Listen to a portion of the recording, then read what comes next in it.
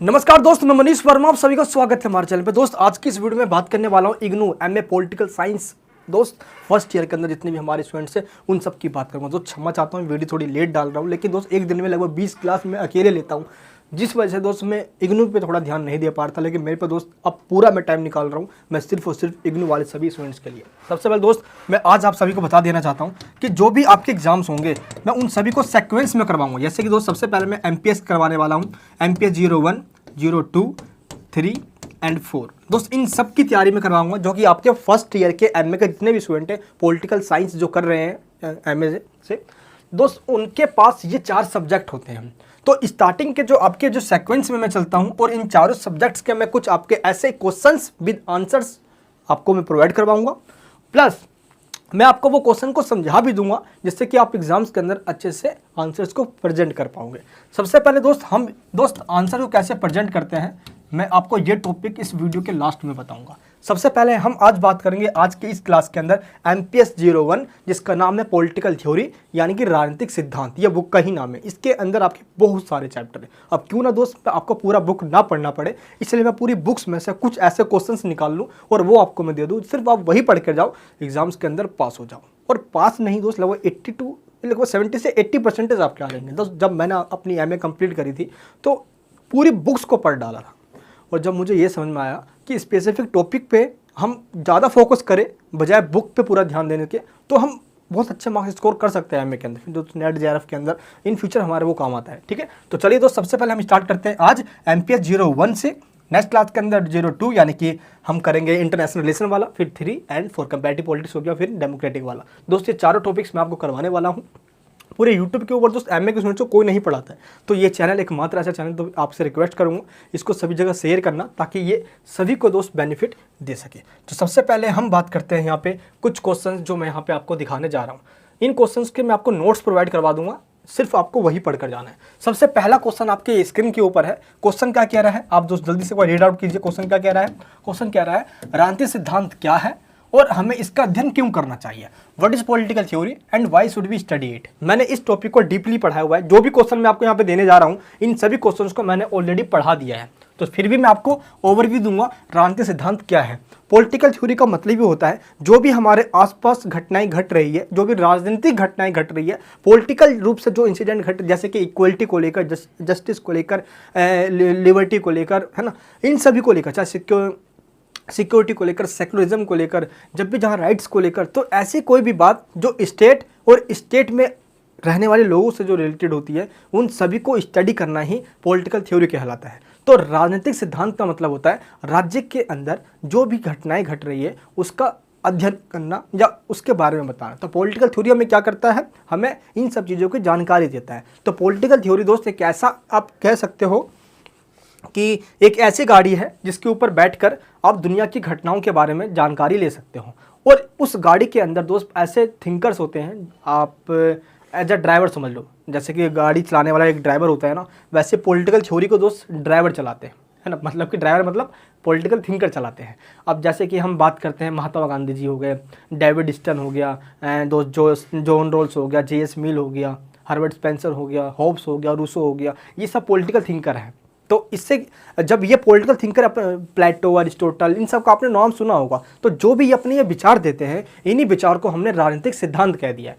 क्यों? क्योंकि राजनीति से रिलेटेड इन्होंने अपने विचार दिए हैं, इन्हीं विचार को सिद्धांत कह दिया गया। तो हमें दोस्त ये पूरा पढ़ना होगा। एग्जाम में क्वेश्चन ही आता है राजनीतिक सिद्धांत क्या है, इसके ऊपर आपको पहले इंट्रोडक्शन देना है, टॉपिक को डिस्क्राइब करना है, और लास्ट में आपको बताना है इसका अध्ययन क्यों करना चाहिए। दोस्त इस टॉपिक से रिलेटेड मैंने नोट्स भी बना दिए हैं आप सभी के लिए। मैं आपको नोट्स दिखा देता हूँ।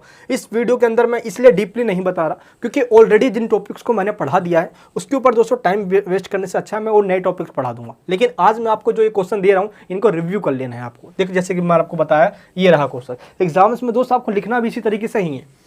जैसे ये क्वेश्चन आया हुआ है तो पहले आपको इंट्रोडक्शन लिखना है। जैसे राजनीतिक सिद्धांत समाज की राजनीतिक घटनाओं और प्रक्रियाओं का वर्णन, व्याख्या और विश्लेषण करता है और उनकी कमियों को दूर करने का उपाय बताता है। यही सेम चीज़ उन स्टूडेंट्स के लिए भी है जिनका इंग्लिश मीडियम है। ये देखिए दोस्त, ठीक है, पूरी दोस्त यहाँ पे आपको मैंने इस तरीके से समराइज किया है टॉपिक को, जो इतने इजी वर्ड के अंदर है, जो आपको एक बार पढ़ने पे समझ में आ जाएगा। तो ये नोट्स आपको कहाँ से मिलेंगे? ये नोट्स मिलेगा आपको, लिंक नीचे डिस्क्रिप्शन बॉक्स के अंदर है, वहाँ से मिलेगा। और इन सभी टॉपिक्स की जो मैं आपको बताने जा रहा हूँ दोस्त, जो मैंने आपको समझा रखा है, इन सभी टॉपिक्स की सीक्वेंस में वीडियोस की लिंक दी गई है। जैसे उस पर क्लिक करोगे सारे वीडियोस निकल कर आ जाएगी पॉलिटिकल थ्योरी की, आप उसको देख लीजिए, ठीक है। तो ये आपका टॉपिक है।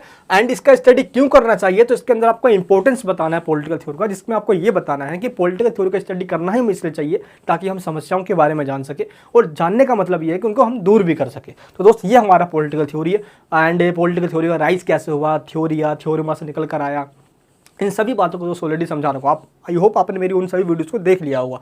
एंड सेकंड क्वेश्चन आपके पास है, बहुसांस्कृतिकवाद और उदारवाद के बीच संबंध बताइए, यानी कि what is the relationship between the multiculturalism and liberalism. देखो, जब भी ऐसे क्वेश्चंस आते हैं तो पहले क्वेश्चन को समझना होता है, देन हमें आंसर लिखना होता है। तो क्वेश्चन क्या रहा है, बहुसांस्कृतिक, बहु मतलब बहुत सारे, सांस्कृतिक मतलब सांस्कृतिक, कल्चर यानी कि बहुत सारे संस्कृति। तो जिस देश के अंदर बहुत सारे संस्कृति होती है, बहुत सारे कल्चर होते हैं, तो वो लोग क्या करते हैं कि ऐसे कल्चर जिनकी संख्या बहुत कम है तो वो उनको इग्नोर कर देते हैं। तो मैं एक एग्जांपल लेकर बताता हूँ आपको। मान लो कि कुछ लोग हैं जो मेजोरिटी में, यानी कि उनकी संख्या बहुत ज़्यादा है। मैं एग्जांपल लेता हूँ आपको श्रीलंका का। श्रीलंका में दो तरीके के लोग रहते हैं, एक ऐसे लोग जो सिंगली लैंग्वेज बोलते हैं, सिंगली भाषा बोलते हैं, और एक ऐसे लोग जो तमिल भाषा बोलते हैं श्रीलंका के अंदर। तो जो सिंगली भाषा वाले लोग हैं वो बहुत ज़्यादा है, तमिल वाले बहुत कम है। सिंगली वाले हमेशा तमिल वाले पे अत्याचार करते आए हैं और हमेशा ये मुद्दा उठता रहता है। दोस्त लिट्टे के बारे में आपने सुना होगा, ये सारी घटनाएं। तो ऐसा क्या होता है कि जहाँ पे जिन माइनॉरिटी को, जो कि अल्पसंख्यक होते हैं, माइनॉरिटी, जिनको इग्नोर कर दिया जाता है, तो बहुत सांस्कृतिकवाद ऐसे मुद्दे को उठाता है जिनको अभी तक इग्नोर कर दिया गया है। क्लियर है? जिनको अभी तक नज़रअंदाज किया गया है, नज़रअंदाज मतलब दोस्तों है ना, इग्नोर कर दिया गया है। अब क्वेश्चन में पूछा यह गया है कि इसके संबंध बताना आपको उदारवाद के साथ। अब आपको पहले इसके बारे में बताना होगा दोस्त, ठीक है। जैसे नोट्स आप पढ़ लोगे सब कुछ समझ में आ जाएगा। मैं आपको एक ब्रीफ इंट्रोडक्शन दे देता हूं टॉपिक का। एंड उदारवाद के संबंध बताना है, तो पहले आपको यह भी बताना होगा कि उदारवाद क्या है। उदारवाद मीन्स लिबरलिज्म। अब लिबरलिज्म का दोस्त मतलब ही ये होता है कि हमें उदार सोसाइटी, यानी कि सोसाइटी के अंदर जो लोग रह रहे हैं उनको टोटली इक्वलिटी हो, फ्रीडम हो, राइट हो, और उनमें लिबर्टी हो, यानी कि उनके पास स्वतंत्रता हो, राज्य के अंदर लोकतंत्र हो, डेमोक्रेसी हो। उदारवाद एक ऐसी आइडियोलॉजी, एक ऐसी विचार है जो प्राइवेट सेक्टर को प्रमोट करता है, जिसका ये मानना है कि राज्य एक ऐसा होगा जहाँ पे जनता के द्वारा चुनी हुई सरकार होगी, यानी कि डेमोक्रेसी, लोकतंत्र होगी, और लोग ने जिनको चुन दिया है वो लोग शासन करेंगे, लेकिन लोगों को पूरी अधिकार और स्वतंत्रता होगी। सरकार जिसको चुना गया है, सरकार लोगों की सिर्फ सुरक्षा यानी प्रोटेक्शन देने काम करेगी, हेल्थ, डिफेंस, बस। बाकी दोस्त सारा काम लोग खुद ही कर लेंगे। तो ये हुआ। लेकिन यहाँ पे यही बोलने की वजह से दोस्त कि सारा काम लोग खुद ही कर लेंगे, सरकार इंटरफेयर कम करेगी, क्योंकि यहाँ पे स्टेट के काम करने से लोगों के लिबर्टी में इंटरफेयर होगा और लोगों के लिबर्टी में खतरा आ जाएगा, या लिबर्टी मतलब स्वतंत्रता में खतरा आ जाएगा, सरकार ऐसा कोई काम करेगी। तो लिबरलिज्म वालों को ये मानना है। लिबरलिज्म किसके द्वारा दी गई है दोस्त? लिबरलिज्म दी गई है होब्स के द्वारा, जॉन लॉक के द्वारा, रूसो के द्वारा, एंड ये दी गई है भिखु पारिक के द्वारा एंड किमलिका के द्वारा। किमलिका और भिखु पारिक, ठीक है। थिंकर का नाम नहीं लिखा ना दोस्त आपने, एग्जाम में कितना भी भर कर आ जाओ नंबर नहीं मिलेंगे। थिंकर्स का नाम लिखने जरूरी, जो कि मैंने अपने नोट्स में दिए हुए हैं आपको, ठीक है। तो उदारवाद के अंदर बहुसांस्कृतिकवाद क्या करते हैं? उदारवाद की आलोचना करते हैं कि उदारवाद ने, यानी कि जहाँ पर लिबरल सोसाइटी, जैसे कि भारत में एक लिबरल सोसाइटी है, दुनिया के तमाम कंट्री में आज देखोगे 1991 जब सोवियत संघ का विघटन हो गया था, यानी कि डिसइंटीग्रेशन ऑफ सोवियत यूनियन, उसके बाद दुनिया भर के कंट्री ने लिबरलिज्म को अडॉप्ट करना स्टार्ट कर दिया। उसके बाद क्या हुआ कि कल्चर तो बहुत सारे हुए, लेकिन उन कल्चर का दबदबा बढ़ता चला गया जिनकी काउंट यानी कि संख्या ज़्यादा है, और उन लोगों को दबाया या उन लोगों पर एक दोयम दर्जा का व्यवहार किया जाने दोस्तों लग गया। तो जिस वजह से अब ये संबंध बताना है आपको, ये बहुत सांस्कृतिक यानी कि मल्टीकल्चरलिज्म ने क्या, जो मल्टीकल्चरलिज्म है दोस्त, इसने क्या किया, लिबरलिज्म पे एक आरोप लगाया कि जहाँ पे भी लिबरलिज्म सिस्टम है वहाँ पे हमेशा से राज्य या एक ग्रुप ऑफ पीपल के द्वारा एक ऐसे क्लास या एक ऐसे वर्ग को हमेशा से इग्नोर कर दिया गया है जो कि संख्या में कम है, माइनॉरिटी है। तो दोस्त इसके ऊपर ये पूरा आपको बताना है संबंध, नोट्स पे पूरा प्रॉपर तरीके से मैंने दिया हुआ है।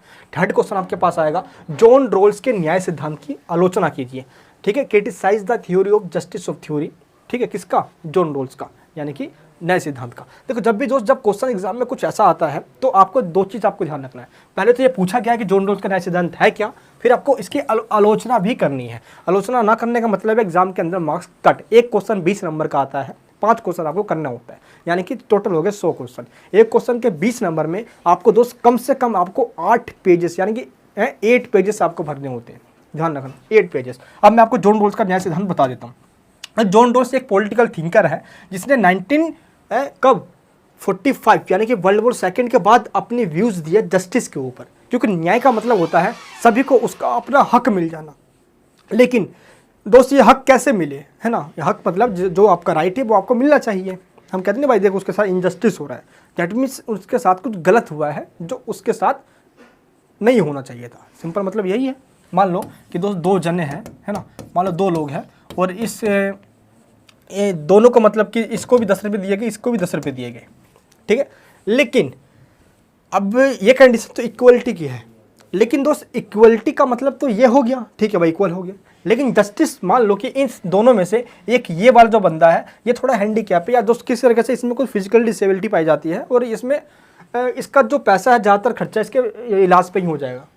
तो अगर गवर्नमेंट ने इन दोनों को ही 10-10 रुपये दे दिया तो ये तो भाई अमीर बन जाएगा ऐसे तो, क्योंकि इसका पैसा तो कहीं लगना नहीं है, शरीर वगैरह में कोई खर्च वगैरह में, ये इन्वेस्टमेंट करेगा। और भाई ये बंदा है इसको अपने घर पे इस पे लगाना पड़ेगा। तो जस्टिस इस कंडीशन में नहीं होगी। जस्टिस तभी होगी जो जिसको ज़्यादा ज़रूरत है, जो ज़्यादा बैकवर्ड है उसको ज़्यादा मिलना चाहिए। अब दोस्त मैं आपको इस एग्जाम्पल से आपको ये पूरी कंसेप्ट समझ में आ जाएगी जॉन रोल्स की कंसेप्ट क्या है। देखो जॉन रोल्स जिसने अपनी एक बुक लिखी कब 1971 में, जिसका बुक का नाम था a theory of justice, a theory of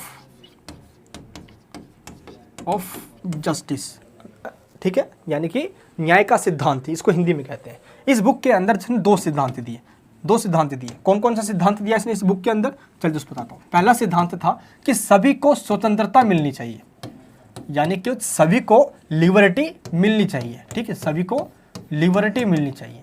लेकिन दोस्त यहाँ पे इसने एक बात और कहा सेकंड पॉइंट के अंदर, क्या कहा कि अवसर भी सभी को समान मिलना चाहिए। अवसर भी यानी कि आगे बढ़ने के लिए जो अपॉर्चुनिटी है वो भी सभी को समान मिलनी चाहिए। एंड जो थर्ड में दोस्त जो इसने बात कर दी, इसी वजह से इसका ये जस्टिस थ्योरी फेमस हो गया। क्या कहा इसने थर्ड में, ये कहा कि जो न्यूनतम है, यानी कि मान लो मैं आपको दोस्त एग्जांपल के लिए आपको अच्छे से समझाता हूँ ताकि समझ में आ जाए। इसने ये कहा कि जो न्यूनतम है, न्यूनतम है उन्हें अधिकतम मिलना चाहिए, यानी कि जिनके पास मिनिमम है उनको मैक्सिमम मिलना चाहिए। तो जैसे जैसे बता रहा हूँ बस समझते जाना, टॉपिक समझ में आ जाएगा आपको। देखो इसने क्या कहा, मान लो जिनके पास न्यूनतम है, अब एग्जांपल देके बताओ, चलिए एग्जांपल देता हूँ। मान लो ये एक स्टेट है, इस स्टेट के अंदर बहुत सारे लोग रहते हैं, है ना, बहुत सारे लोग रहते हैं। ये दोस्तों मैंने आपको मैंने लोगों के पिक्चर्स बनाया ये एग्जाम्पल के लिए। मान लो ये भी लोग, ये भी लोग, ये भी लोग, ये भी लोग, ये देखिए इतने सारे इसमें लोग रहते हैं। और इतने सारे लोगों में ये इधर के जो लोग हैं, इस साइड के लोग, ये थोड़े इकोनॉमिकल रूप से वीक हैं, थोड़े कमज़ोर हैं, इनकी फाइनेंशियल हालत ठीक नहीं है। तो अभी तक क्या कहा जा रहा था कि जो कमज़ोर है उनको ज़्यादा मिलना चाहिए। लेकिन जॉन रोल्स आया, इसने कहा कि नहीं, जो कमज़ोर हैं इधर के लोग और इधर के लोग इतने सारे ठीक है, चलो इनको तो मिलना चाहिए। लेकिन जॉन रोल्स ने यह कहा थर्ड पॉइंट के अंदर कि न्यूनतम को अधिकतम, दैट मीन्स जो सोसाइटी के अंदर सबसे ज़्यादा पिछड़े हैं उनको सबसे ज़्यादा मिलना चाहिए। यानी कि इतने लोग हैं ऐसे, तो इतने लोगों में कुछ और भी ऐसे लोग भी होंगे जो और भी ज़्यादा पिछड़े होंगे, तो उनको सबसे ज़्यादा मिलना चाहिए। अब दोस्त फिर से बताता हूँ एक बार, पूरे स्टेट के लोग हैं, इतने सारे लोग बिल्कुल ठीक कंडीशन में, लेकिन इतने लोग, ये देखिए दोस्त यहाँ से लेकर यहाँ तक, ये पूरी जो लाइन है, मतलब कि कमज़ोर थे, उसमें इकोनॉमिकल वीक थे। लेकिन जॉन रोल्स कहता है कि इतने में भी, यानी कि जो पिछड़ों में भी सबसे पिछड़ा है। तो मैं जो मैं क्या कहना चाहता हूँ, मान लो कि दोस्त ये भी है, ये भी है, ये भी है, मान लो 3 लोग हैं। इसके पास दोस्तों खाने के लिए रोटी नहीं है, ठीक है, लेकिन अपना घर है इसके पास। इसके पास दोस्तों खाने के लिए रोटी नहीं है, लेकिन अपना घर भी नहीं है इसके पास। इसके पास ना खाने की रोटी है, ना इसके पास अपना घर है। आप बताओ, देखने में दोस्तों तीनों ही पिछड़े हैं, लेकिन सबसे पहले किसको मिलना चाहिए, इस वाले को। इसके पास ना खाने के लिए रोटी है, ना अपना घर है, बाकी इन दोनों के पास था। तो जॉन रोल्स यही कहता है कि जो सबसे पिछड़े हैं उनको मिलना चाहिए। यह है दोस्त जॉन रोल्स का theory of justice. I hope आपको ये समझ में आ गया। तो 3 पॉइंट दोस्तों याद कर लेना। बाकी जो मेरी जो डीपली वीडियो अगर आपने उसको देख ढाला, सच बताता हूँ, लाइव झिंगा लाला, लिंक नीचे डिस्क्रिप्शन बॉक्स के अंदर है। और थ्योरी ऑफ जस्टिस यानी कि आप यूट्यूब पे दोस्तों सर्च कीजिए theory of justice by Manish Verma, या मैंने आपको लिंक दिया नीचे डिस्क्रिप्शन में, आप उसको जाके रियली में पूरा देख लीजिए। आलोचना कुछ यूँ है, इसकी आलोचना भी करनी है आपको। मैं एक पॉइंट बता देता हूँ आलोचना की। इसकी यह आलोचना की जाती है कि सोसाइटी में सबसे पिछड़े कौन है ये पता कैसे लगाए। सब कह देंगे हाँ भाई मैं भी पिछड़ा हूँ, मैं भी पिछड़ा हूँ। दोस्तों मैंने देखा है अपने गली के मोहल्ले में जब राशन बढ़ता है ना तो लोग कारों से निकल कर आते हैं गेहूँ और चावल लेने के लिए। अब बताओ भाई वो गेहूँ चावल लेने के हालात में है जो असली का हकदार है भाई दोस्त राशन लेने का, उसको तो आज तो मिलता नहीं है यार। अब यहाँ पे बात करते हैं ये ऐसी ऐसी बड़ी बड़ी यार, तो अब पिछड़ों को मिलना चाहिए। इसलिए दोस्त इस थ्योरी के ये आलोचना की जाती है। ठीक है, चलिए और बताता हूँ। नेक्स्ट क्वेश्चन, फ्रैंकफर्ट स्कूल का क्या अर्थ है? What is the Frankfurt school explain? मैं फिर से बता देता हूँ दोस्त, मैं टॉपिक को ब्रीफ में इसलिए बता रहा हूँ क्योंकि मैंने ये ऑलरेडी सभी चैप्टर्स पढ़ा रखे हैं। मैंने सभी चैप्टर, एक लिंक दिया आपको ऑल वीडियोस लिंक, उस पर क्लिक कीजिएगा, सारी वीडियोस मेरी आ जाएगी, उनको एक एक करके आपको देख लेना है। मैं सिर्फ इंपॉर्टेंट क्वेश्चन बताने आया हूँ और आपको नोट्स देने आया हूँ मैं। ठीक है, नोट्स के लिंक डिस्क्रिप्शन में है। एंड अब देखते हैं हम फ्रैंकफर्ट स्कूल का अर्थ क्या है। Frankfurt, what is the meaning of Frankfurt school? Frankfurt एक स्कूल का नाम नहीं है दोस्तों, एक समूह का नाम है। एक ऐसी जगह दोस्त अमेरिका के अंदर एक ऐसी जगह है जहाँ के लोगों ने क्या किया, मिलकर आपस में एक ग्रुप बना लिया जिसका नाम दिया गया फ्रैंकफर्ट स्कूल।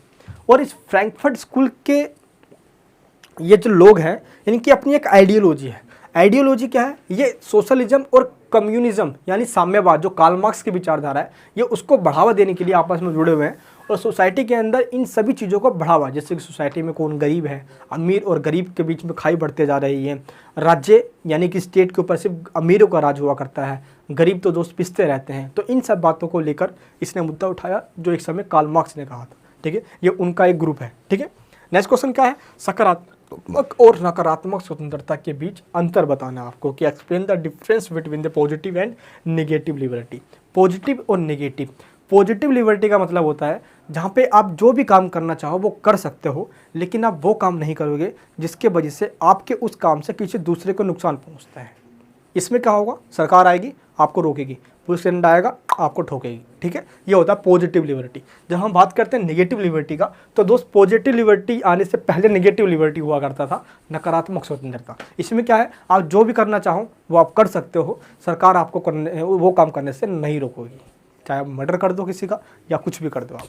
तो नेगेटिव मतलब नेगेटिव वर्ड आया इसलिए समझ में आ गया आपको। नेगेटिव और पॉजिटिव में डिफरेंस क्या होता है? टॉपिक को इतने इजी तरीके से बता दूंगा, जब आप पूरी बुक भी पढ़ोगे ना तो कहीं पे आपको तकलीफ नहीं होगी, ये गारंटी दोस्तों मेरी है। मैंने जब अपना एमए कंप्लीट किया था तो इन सभी टॉपिक्स को अपने जहन में डाल लिया था कि जब भी मैं अपने स्टूडेंट्स को पढ़ा रहा हूँगा तो इन टॉपिक्स को इस तरीके से बताऊंगा कि वो भी बोलेंगे अपने बच्चों को, देख पढ़ के आए हो ना ऐसा, कि तुझे भी बच्चों को भी पढ़ाएंगे। चलिए नेक्स्ट क्वेश्चन पे हम देखते हैं, जो इसी से रिलेटेड एक और क्वेश्चन जो मैंने इसी में ऐड कर दिया है। क्वेश्चन क्या है कि स्वतंत्रता यानी कि जो लिबर्टी है उसके ऊपर जेएस मिल के विचार बताऊं। ये क्वेश्चन अलग से पूछ लिया जाता है दोस्त, लास्ट ईयर भी आया हुआ है ये, तो क्यों ना मैं आपको एक बार बता दूं कि जेएस मिल ने क्या कहा है। देखो तो जेएस मिल ने क्या किया, इसकी एक बुक आई और इस बुक का नाम था ऑन लिबर्टी। ये उसका बुक का नाम था। ठीक है, ऑन लिबर्टी। क्या नाम था दोस्तों उसकी बुक का? On liberty. इस बुक के अंदर जेएस मिल ने क्या कहा है? इस बुक के अंदर दो जेएस मिल ने लिबर्टी को दो टाइप्स यानी कि दो प्रकार से बांट दिया। एक को कहा इसने सेल्फ रिगार्ड, एक को कहा इसने अदर रिगार्ड। वही बात है दोस्त। ठीक है, सेल्फ रिगार्ड जिसका संबंध हमारे खुद से हो, एक को कहा इसने अदर रिगार्ड जिसका संबंध किसी दूसरे से हो, यानी कि हम वो काम कर सकते हैं जिसका संबंध हमारे पास खुद हो। यानी कि मान लो मैं कोई ऐसा काम कर रहा हूँ जिससे सिर्फ मेरे पे ही इफेक्ट पहुँचता है। मान लो मैं बीड़ी पी रहा हूँ, सिगरेट पी रहा हूँ, कुछ भी कह रहा हूँ, वो मेरी मर्जी, मैं कुछ भी कर सकता हूँ, राज्य कौन होती मुझे रोकने वाली? मैं कुछ भी करूँ, मैं सुसाइड करूँ, कुछ भी करूँ, मेरी मर्जी है भाई ये तो। ठीक है, तो सरकार यहाँ पर मुझे रोकने नहीं आएगी। इसको बोलते हैं सेल्फ रिगार्ड, यानी कि मेरे से संबंधित है वो। लेकिन अगर अदर रिगार्ड, अगर आपका कल एग्ज़ाम है ना, कल एग्जाम से आपका, और मैं रात को आपको पढ़ने नहीं दे रहा, मैं डीजे बजा रहा हूँ, फुल तेज से गाने बजा रहा हूँ, तो आपका दोस्त ये राइट है कि आप जाकर पुलिस में कंप्लेन करो। क्यों? क्योंकि डीजे भी बजाने का एक टाइम होता है, 10 बजे बाद डीजे नहीं बन सकता।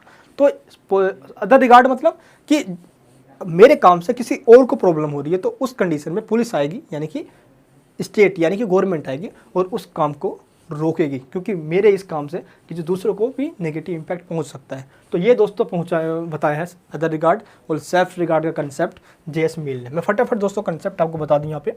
चलिए नेक्स्ट क्वेश्चन क्या है यहाँ पे, लोकतांत्रिक समाजवाद पर एक लेख लीजिए। देखो लोकतांत्रिक समाजवाद, लोकतंत्र क्या होता है ये तो हम सबको पता है कि government of the people by the people for the people, Abraham Lincoln के द्वारा कहा गया, बहुत फेमस ये डेफिनेशन है। लेकिन यहाँ पे पॉइंट आया समाजवाद, यानी कि लोकतंत्र को समाजवाद के साथ जोड़ दो। समाजवाद का मतलब समझ लो, आराम से इसका आंसर दे दोगे। समाजवाद यानी समाज के अंदर उन लोगों की बात करना जो पिछड़े हुए हैं, जो बैकवर्ड है, चाहे मजदूर है, किसान है, वो बैकवर्ड लोग, चाहे आदिवासी लोग हैं। जब महिला को दोस्तों कभी बहुत टाइम तक, एक लंबे समय से महिलाओं का भी दोस्तों राइट्स के लिए काफ़ी स्ट्रगल करना पड़ा है, तो उन लोगों की बात करता है समाजवाद, जिसके यानी कि एक हाशिए पे है वो, और उन्हीं को सेंटर में लाने की दोस्तों बात करता है। तो दोस्त इस तरीके से आपको लोकतांत्रिक समाजवाद यानी कि लोकतांत्रिक समाजवाद में आपको एक्सप्लेन करना है कि समाजवाद ये वही विचारधारा है जो कार्ल मार्क्स के द्वारा दी गई, जिसमें समाज के उन लोगों की बात करना जो बैकवर्ड और पिछड़े हैं। क्लियर दोस्त, ये आपको बताना है। तो अगर हमने समाजवाद को लोकतंत्र के साथ जोड़ दिया तो लोकतंत्र उन लोगों के लिए हो जो कि बैकवर्ड है, क्योंकि अभी तक क्या होता है दोस्त, लोकतंत्र की डेफिनेशन तो दे दी गई लोगों के द्वारा शासन, लेकिन कब ऐसा होता है कि लोगों के द्वारा शासन होता है। वोट देके तो आप निकल लेते हो, 5 साल तक आपका फुल काटा जाता है, फिर 5 साल के बाद नेता वही आते हैं, फिर काटा जाता है। ये पूरी दोस्तों कंडीशन लोकतांत्रिक समाजवाद के अंदर एक्सप्लेन की गई है दोस्त। जो हमारे ये नोट्स जो मैंने आपको दिया है, ये देखिए मैं आपको नोट्स में दिखा देता हूँ। इसके अंदर दोस्तों इस पूरे टॉपिक को अच्छे से एक्सप्लेन कर दिया है मैंने, तो आपको कुछ भी इसमें दिक्कत नहीं होगी। एक एक इस नोट्स के अंदर एक एक पॉइंट्स काफ़ी इंपॉर्टेंट है। ये देखिए जो जेएस मिल के विचार का वही आंसर है, ऑन लिबर्टी वाला, पूरा अच्छे से लिख दिया है। ये हिंदी मीडियम और इंग्लिश मीडियम दोनों ही मीडियम में है, तो किसी भी स्टूडेंट को कोई प्रॉब्लम नहीं आएगी। और प्लस पॉइंट ये है कि एमए के अंदर आप किसी भी लैंग्वेज में एग्जाम लिख सकते हो, आपने कोई सा लैंग्वेज चूज़ किया हो। ये रहा दोस्तों क्वेश्चन, ये देखिए लोकतांत्रिक समाजवाद पर एक लेख लिखिए, ये क्वेश्चन आ जाता है। तो लोकतंत्र की डेफिनेशन के साथ आपको स्टार्ट करनी है इसकी, एंड आखिरकार समाजवाद के साथ कैसे लोकतंत्र को जोड़ा जा सकता है, इसका दोस्त पूरा इसके आंसर दे दिया है। तो मैं छोटे चुनाव से लेकर बड़े चुनाव में आज किस तरीके से दोस्त अमीरों का कब्जा मतलब कि हो चला है आज पॉलिटिक्स में, यानी कि मसल्स पावर, मनी पावर, इसका कंसेप्ट हो गया है। तो यही बात दोस्तों आपको कहना है इस पॉइंट में कि समाजवाद की बात इसमें इंप्लीमेंट नहीं हो पाई है। तो नेक्स्ट क्वेश्चन है हमारे पास, क्लासिकल उदारवाद व्यक्ति, समाज, अर्थव्यवस्था और राज्य पर विशिष्ट मत रखता है। यानी कि दोस्त लिबरलिज्म के काफ़ी सारे रूप हैं। लिबरलिज्म यानी उदारवाद, वही उदारवाद एक ऐसी आइडियोलॉजी है जो ये बताता है कि स्टेट कैसा होना चाहिए, और इसमें यह कहता है कि स्टेट ऐसा होना चाहिए जिसमें लोगों को ज़्यादा से ज़्यादा लिबर्टी मिले, स्वतंत्रता मिले, इक्वलिटी मिले, जस्टिस मिले, राइट्स मिले, और स्टेट कम से कम यानी कि लोगों के काम में इंटरफियर करे। ये दोस्त एक ऐसी आइडियोलॉजी है। तो यहाँ पे जो लिबरलिज्म है यानी कि जो उदारवादी है, इसके काफ़ी सारे टाइप्स हैं। तो सबसे पहला जो टाइप है उसको कहते हैं क्लासिकल उदारवाद यानी कि क्लासिकल लिबरलिज्म। ये सबसे पहला टाइप, ये सबसे पुराना प्राचीन कह लो आप। इसमें क्या था, क्लासिकल उदारवाद, क्लासिकल लिबरलिज्म व्यक्ति पे कम, समाज में कम और स्टेट पर ज़्यादा जोर देता था। इकोनॉमी ऐसी होनी चाहिए जिस इकोनॉमी के अंदर स्टेट या सरकार कोई इंटरफेयर ना करे। इसको लेजस फेयर के नाम से जानते हैं, एडम स्मिथ की थ्योरी दोस्त ये। राज्य पर अलग अलग इसने मत दिए हैं कि राज्य में जिसकी मतलब कि जनता मतलब कि क्या करेगी दोस्त, जो चुन के आ गई है जिसकी सरकार, यानी कि जो राज्य जो है वो राज्य सिर्फ और सिर्फ लोगों की सुरक्षा करेगी। जैसे जॉन लॉक का कहना है, जॉन लॉक ने ये कहा कि लोगों को नेचुरल राइट्स मिले हैं। नेचुरल राइट्स यानी कि प्राकृतिक अधिकार मिले हैं, जैसे कि वो अधिकार हमसे कोई ले नहीं सकता। वो राइट कौन से हैं दोस्त, स्वतंत्रता का अधिकार है, जीवन का अधिकार है और संपत्ति का अधिकार है। Right to life, right to liberty, ठीक है, लाइफ, लिबर्टी और प्रॉपर्टी, ये 3 राइट है, ये हमसे कोई ले नहीं सकता। तो जॉन लॉक ने कहा कि यही राइट जो हम पे 3 जो अधिकार है, ये इन राइटों को सुरक्षा देने के लिए, प्रोटेक्शन देने के लिए ही स्टेट को बनाया गया है। तो स्टेट का सिर्फ यही काम है कि वो इन तीनों राइट्स की सुरक्षा करे, बाकी सारा काम लोग खुद ही कर लेंगे। यानी कि यहाँ पे इकोनॉमिक सेक्टर से लेकर पॉलिटिक्स सेक्टर में सभी सेक्टर में इंटरफेयर ना करने की बात की गई है स्टेट के द्वारा। दोस्त यही क्लासिकल लिबरलिज्म। नेक्स्ट क्वेश्चन है आपके पास, रूढ़िवाद की मुख्य विशेषता यानी कि describe the main features of conservatism.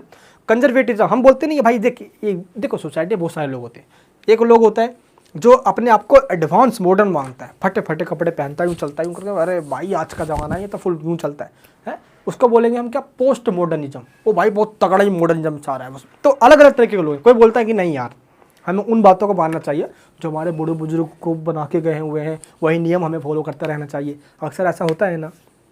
तो इसी के बेस पे एक थ्योरी निकल कर आया है जो पॉलिटिकल थ्योरी के अंदर रूढ़िवाद के नाम से जाना जाता है। और इस कंजर्वेटिज्म का मतलब ये होता है कि समाज के अंदर, सोसाइटी के अंदर या स्टेट उन नियमों को फॉलो करे या उन नियमों को कंजर्वेट करे। कंजर्वेट मतलब सुरक्षित रखे, जो बहुत पुराने सदियों से हमारे बूढ़े बुजुर्गों के द्वारा दोस्त बनाया गया था नियम, और वही नियम हमें फॉलो करना चाहिए, उसी नियम पे हमें चलना चाहिए।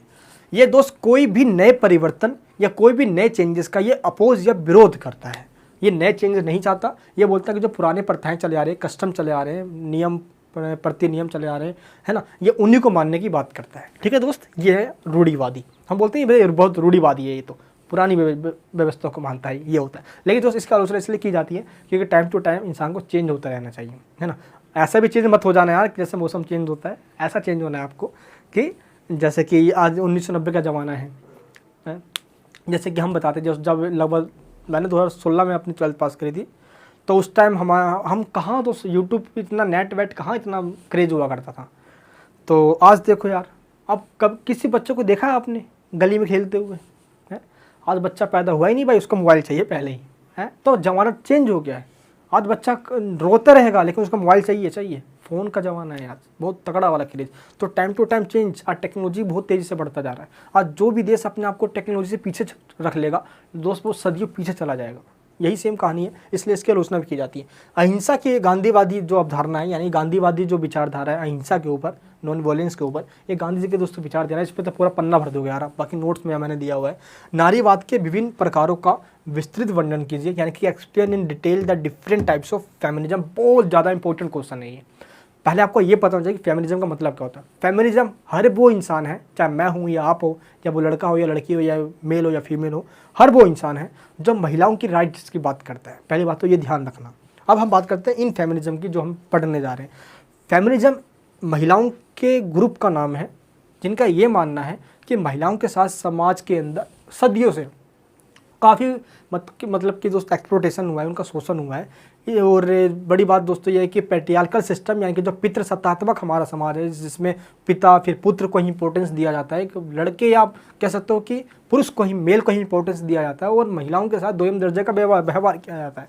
इस तरीके से उनके क्रिटिसाइज करते हैं, और ये महिलाओं और पुरुष यानी कि मेल और फीमेल में इक्वल राइट्स की डिमांड करते हैं कि जैसा महिलाओं को मिल रहा है वैसे ही पुरुष, और जैसे पुरुष को मिल रहा है वैसे महिलाओं को मिलना चाहिए, इक्वलिटी होनी चाहिए दोस्त। इसमें काफ़ी सारे इसके टाइप्स हैं, है ना।